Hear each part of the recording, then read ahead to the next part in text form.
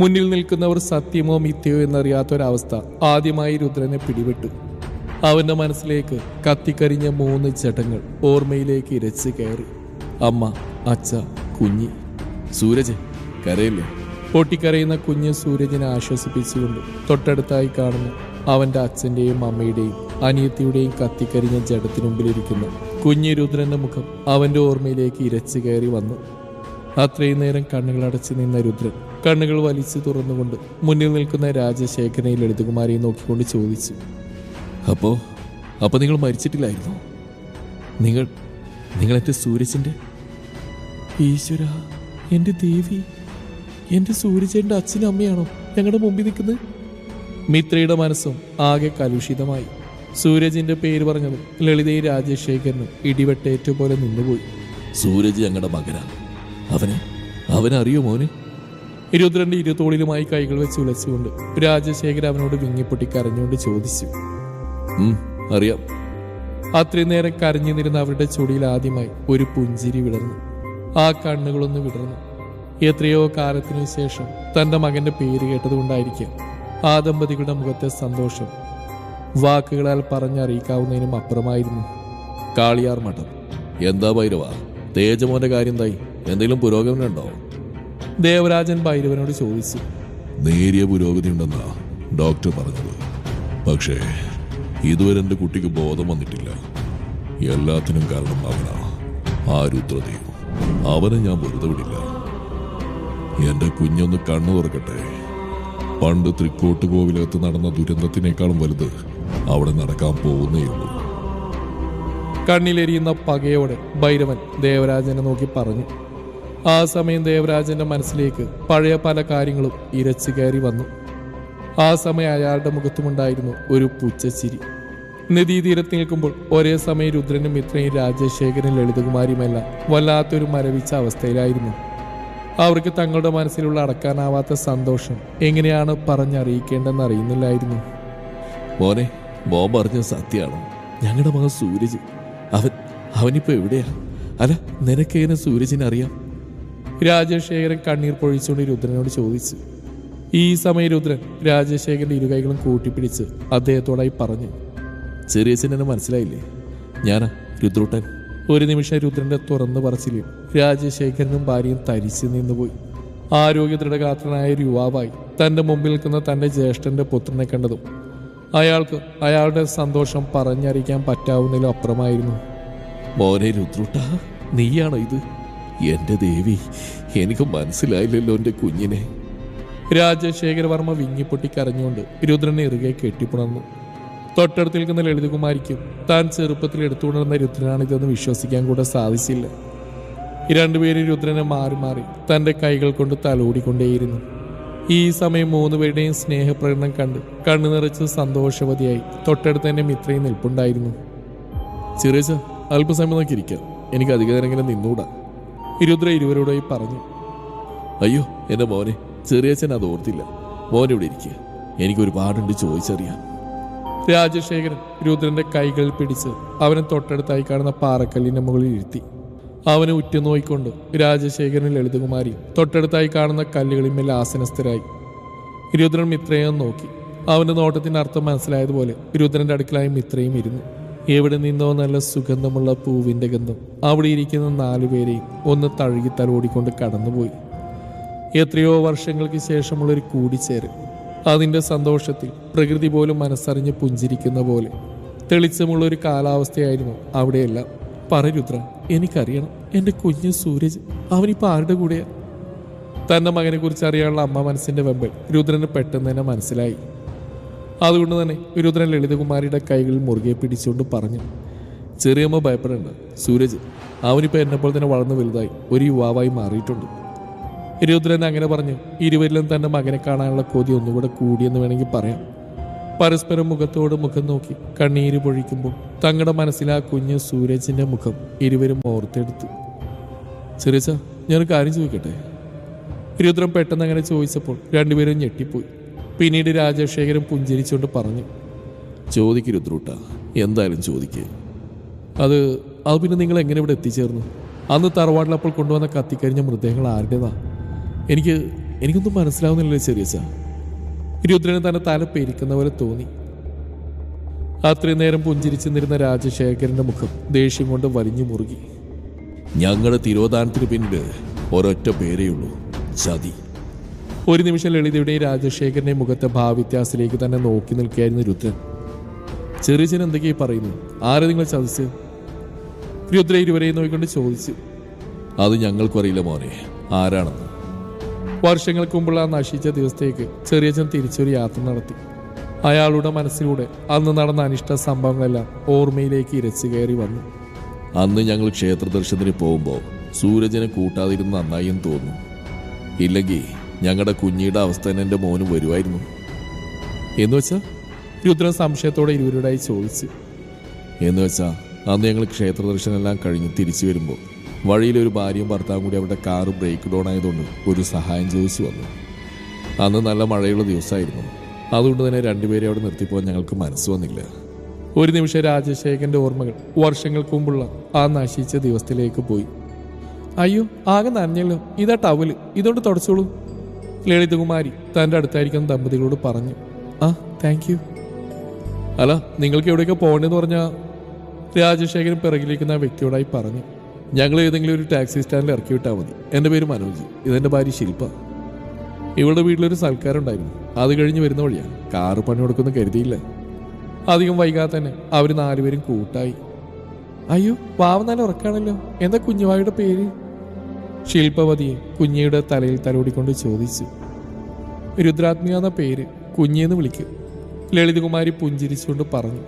പെട്ടെന്നാണ് car sudden ബ്രേക്കിട്ട് നിർത്തിയത്. ഡ്രൈവറുടെ നനയ്ക്കാതെ പ്രവൃത്തിയായതിനാൽ നാലുപേരൊന്ന് വേച്ചുപോയി. മുന്നിലേക്ക് നോക്കിയപ്പോൾ രണ്ടു കാറിലായി ഗുണ്ടകൾ തങ്ങളെ തന്നെ നോക്കിയിരിക്കുന്നതാണ് കണ്ടത്. അതിൽ തലവരെന്ന് തോന്നിക്കുന്നവൻ ആരോടോ ഫോണിൽ സംസാരിച്ചുകൊണ്ട് ഫോൺ കെട്ടിയ തങ്ങളുടെ അടുത്തേക്ക് നടന്നു വരുന്നുണ്ടായിരുന്നു. എന്താ കാര്യം എന്നറിയാൻ വേണ്ടി രാജശേഖരൻ ഗ്ലാസ് ആഴ്ത്തിയതും പെട്ടെന്നാണ് ആ ഗുണ്ട അയാളുടെ കയ്യിലുണ്ടായിരുന്ന ഒരു ചുറ്റിക എടുത്ത് രാജശേഖരന്റെ മുഖം നോക്കി അടിച്ചത്. അയ്യോ ശേഖരേട്ടാ! ശേഖരന്റെ മൂക്കിൽ നിന്നും വായിൽ നിന്നും വരുന്ന രക്തം കണ്ടപ്പോൾ പേടിച്ചലറിക്കൊണ്ട് ലളിത കരഞ്ഞുപോയി. അപ്പോഴേക്കും പിറകിലെ ഡോർ തുറന്ന് മനോജ് ഇറങ്ങി ഗുണ്ടകളോട് എന്തോ ചോദിക്കാൻ ഒരുങ്ങിയത്.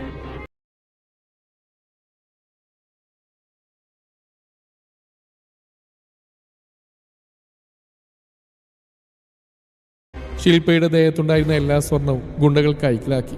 അവരോട് എതിർത്തിരുന്ന ശില്പയെ കത്തി കൊണ്ട് കുത്തി കൊന്നുകളഞ്ഞു. അടാ, എല്ലാം തീർന്നതോന്നു, ഇനി എന്താ ചെയ്യേണ്ടത്?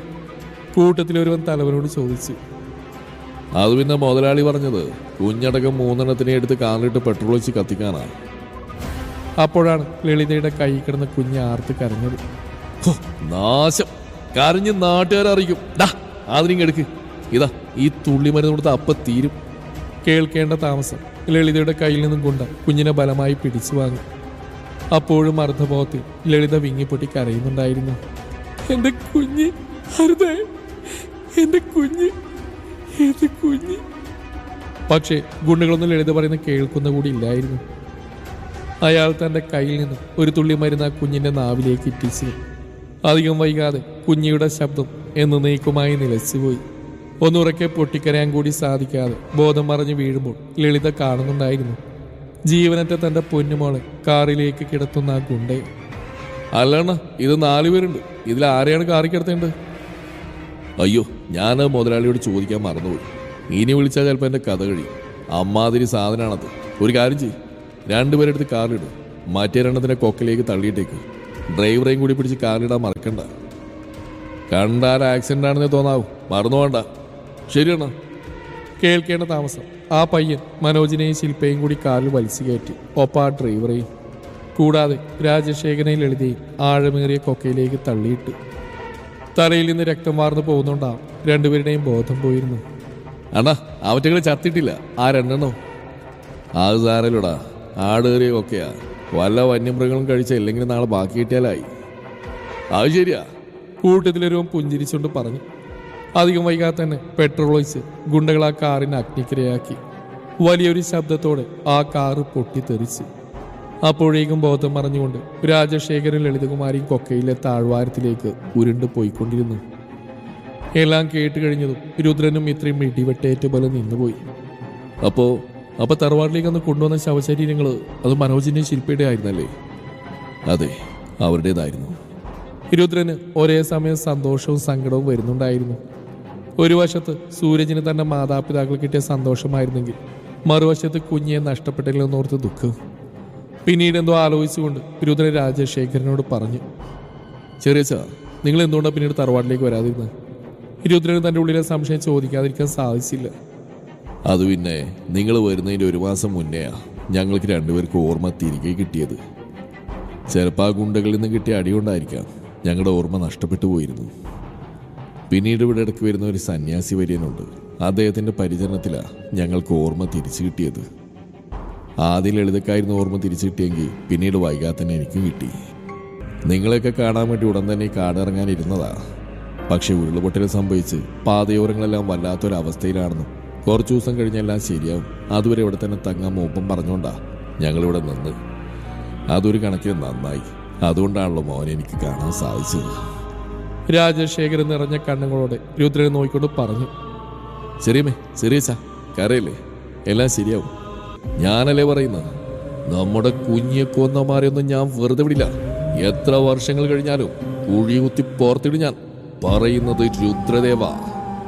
മുറുകിയ മുഖത്തോടെ ഉറച്ച വാക്കുകളാൽ രുദ്ര ഇരുവരെയും നോക്കി പറയുമ്പോൾ അത്രയും നേരം വിങ്ങിന്നിരുന്ന രാജശേഖരന്റെ ലളിതയുടെയും മനസ്സിന് കുളിർമയേകുന്ന ഒന്നായി മാറിയിരുന്നു അവന്റെ വാക്കുകൾ. കണ്ണുകൾ തുടച്ചുകൊണ്ട് ലളിത രുദ്രനോട് ചോദിച്ചു, ആരാ രുദ്ര ഈ കുട്ടി? അത് പിന്നെ ചെറിയമ്മ, ഇത് മിത്ര കുഞ്ഞിന് പകരം സൂരജവളെ ദത്തെടുത്ത. എന്തുകൊണ്ടോ മിത്രയുടെ പാസ്റ്റവരോട് പറയാൻ രുദ്രൻ ആ സമയം തോന്നിയില്ല. ഒരു നിമിഷം ലളിതയെ രാജശേഖരൻ ഞെട്ടിക്കൊണ്ട് മിത്രയെ തന്നെ നോക്കി നിന്നു. അവളുടെ ഓമനത്വം തുളുമ്പുന്ന ആ കുഞ്ഞ് മുഖം കണ്ടതും തന്റെ മുമ്പിൽ നിൽക്കുന്ന കുഞ്ഞാണെന്ന് പോലും ഇരുവർക്കും തോന്നിപ്പോയി.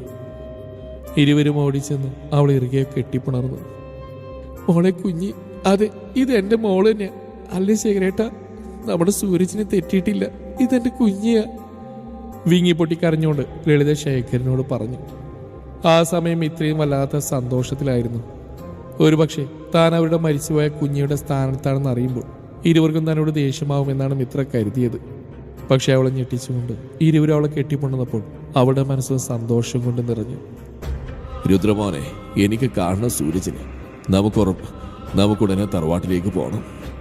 രാജശേഖരൻ സന്തോഷത്തോടെ രുദ്രനോട് പറഞ്ഞു. പോവാൻ ചെറിയച്ച, ആയിട്ടില്ല, ഒരു ദിവസം കൂടി കഴിഞ്ഞോട്ടെ. എനിക്കൊന്നുകൂടി ഓക്കെ ആവാനുണ്ട്. അതുമാത്രമല്ല, ഇപ്പൊ പോയ സൂരജിനെ കാണാൻ കഴിയില്ല. അവനൊരു കേസന്വേഷണത്തിന്റെ ഭാഗമായിട്ട് ഇവിടെയില്ല. അങ്ങനെ പറഞ്ഞു രാജശേഖരൻ ലളിതയും മുഖം ചുളിച്ചുകൊണ്ട് ചോദിച്ചു, കേസന്വേഷണോ? അതെ, ഞങ്ങൾ രണ്ടുപേരും പോലീസ് ഓഫീസർമാരാണ്. Suraj Varma IPS, Rudradev IPS.